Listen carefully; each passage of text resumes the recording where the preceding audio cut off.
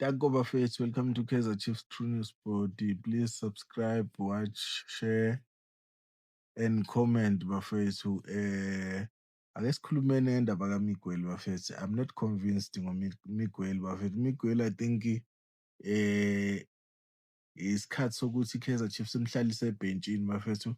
Akabukele amanye ama-match because of ama-mistake awayenzayo ayasikhosta kakhulu and abantu abawanaki futhi abantu bayawabona ama-coaches awawanaki ama-mistake kaMiguel Bafethu because of ngeke ngasho ukuthi bebamshielani uMcCarthy because uMcCarthy was keeping it up nolokhu njanini nale ndoda lena uZitha Kwinika. UZitha Kwinika bafethu nawe uye wahlala ebhentshini wakhona ukufunda amaphutha wakhe wabona ukuthi i-mistake uyenza kuphi and then uModi naye bekumele ahlale ebhentshini bafethu because ayikho into ayidlalile izolo. Bengingamboni be-off.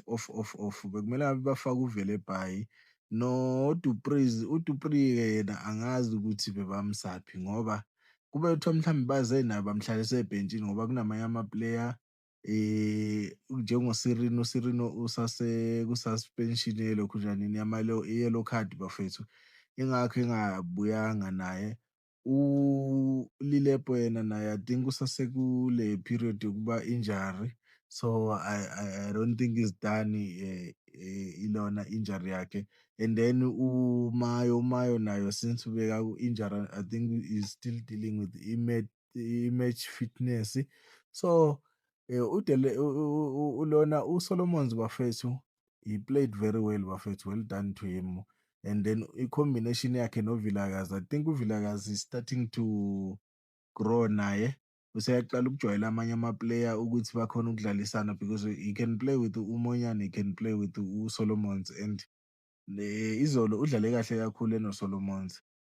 Bese kube kulapha umthetho wenkinga naye ushaya ama-back pass kodwa umsebenzi wakhe uyawenza. Umuntu obuya naye ayenze into okumele ngabe akayenze uCele kumele yena ashaye ama-forward passes, umthetho makashaya ama-back passes because of umthetho uyadifenda, uyakwazi nokuthi useyazama nokushaya amaphasi manje ngeke ngambona aba-comfortable nebhola.